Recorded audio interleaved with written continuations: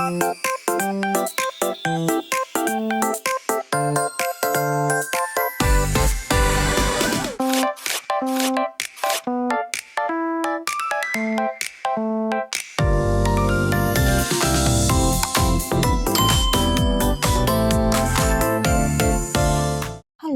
大家好，今天来分享一个好用的小工具——转印纸收纳。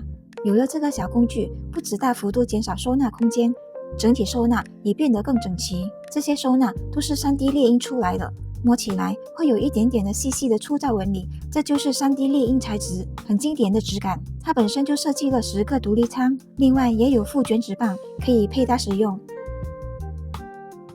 转印纸真的越买越多，有了这个收纳，不只好整理，还完全不占空间。找到好的工具，也能大大提升操作效率。我的转印纸虽然没有很多，不过还是需要这种收纳。像这种零零散散、一卷一卷分开包装的，收纳起来真的很占空间，也很难找，看起来还乱乱的。今天就一起来看看这款转印纸收纳到底值不值得入手，它有哪些优点，又有哪些缺点呢？它的最大的优点就是很省空间，一般一个普通的收纳盒大概只能放10款的转印纸，但这种转印纸收纳一次就能收纳约60款，等于省下整个收纳盒的空间。我随手拿一卷转印纸，直接示范给大家看。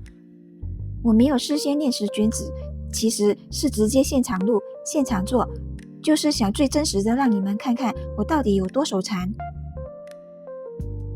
我买的这个商家选的是有附送卷纸棒的，卷纸棒中间有一个缝隙，就是拿来夹住转印纸的。怎么放不下？一开始其实夹不进去，因为前面的开口是紧贴在一起的。先用手轻轻把它掰开一点，增加缝隙后，卷印纸就能顺利的插进去。卷印纸的开端夹住，再开始卷，一直卷就对了。全部卷完之后，再整个抽出来就完成了，再放进独立仓里。记得让转印纸只露出一小截在外面，之后抽取会更顺手。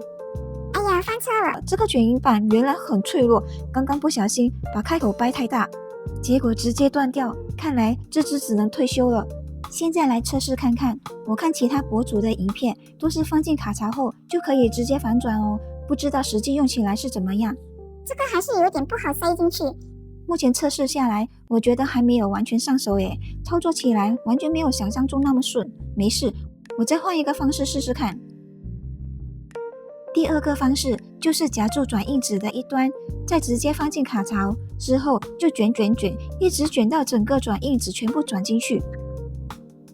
这段直接加速给大家看哈，不过实际操作的时候，手真的会卷到很累，因为它没有办法完全卷在一起，一直都在有种在卷空气的感觉，所以非常的耗时间。这个方法我也不推荐哦。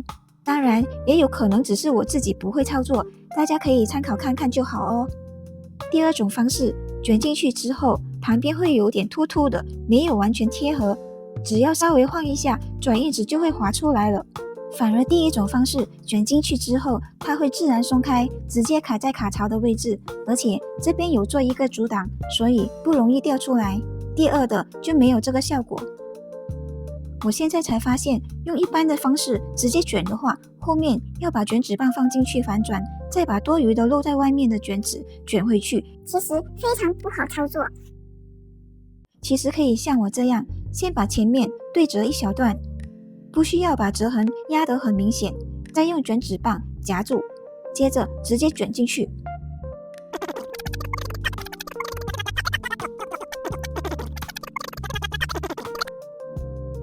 卷完拿出来后，中间会自然分开两半。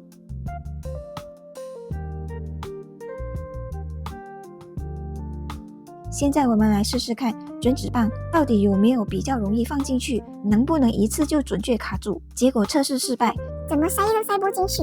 结果最后我还是决定放弃卷纸棒，直接拿镊子随便卷一卷。没想到意外的很好用，比我想象中还顺手，真的快很多。